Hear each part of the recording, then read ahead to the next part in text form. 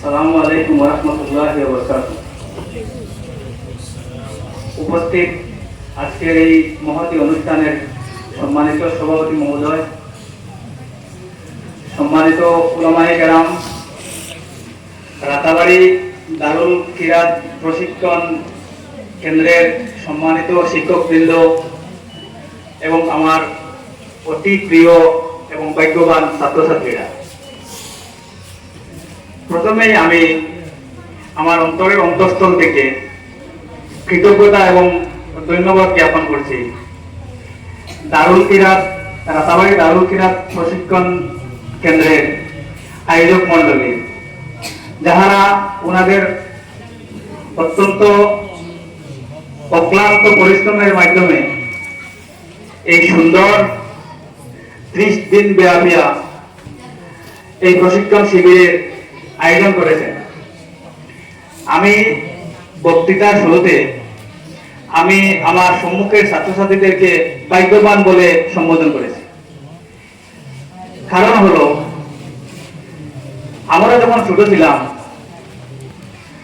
তখন এই রকমের সুবিধা হয়তো রাতাবাড়িতে আমরা পাই নাই, তাই এই রকমের কোনো প্রশিক্ষণ কেন্দ্রে আমরা প্রশিক্ষণ নেইনি। যার কারণে আমি তোমাদেরকে ভাগ্যবান বলছি, আর আমরা এরকম সুযোগ সুবিধা পাই নাই বলে আমাদেরকে দুর্ভাগ্যবান মনে হচ্ছে।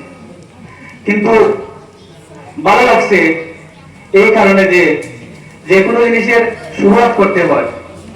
আমি আশাবাদী যে রাতাবাড়ি দারুল কিরাত প্রশিক্ষণ কেন্দ্র যেহেতু এই বছর শুরু হয়েছে, এটা ভবিষ্যতে চলতে থাকবে।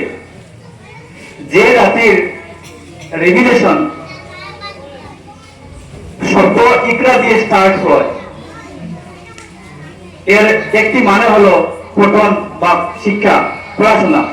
সেই জাতির শিক্ষা ছাড়া কোনো বিকল্প থাকতেই পারে না। কিছুদিন আগে আমি এই কন্টেম্পোরারি যুগের একজন বিশিষ্ট ব্যক্তির বক্তব্য শুনতেছিলাম। উনি আলিম নন, উনি মুফতি নন।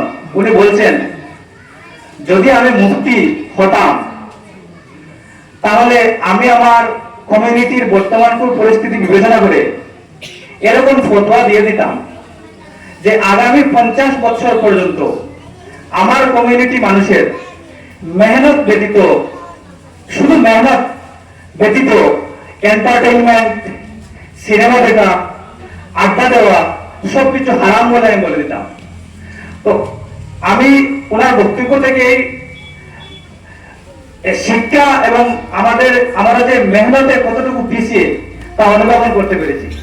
আমি আশা করব আমরা আমাদের ভবিষ্যৎ প্রজন্মকে শিক্ষিত করার জন্য সম্মিলিত এবং সাংগঠনিক প্রচেষ্টা এভাবে চালিয়ে যাব এবং আমাদের সমাজ শিক্ষা নামক আলোয় সমাজ আলোকিত হবে, দেশ আলোকিত হবে, পৃথিবী একদিন আলোকিত হবে। এই বলে আমি আমার সংক্ষিপ্ত বক্তব্য এখানে শেষ করলাম।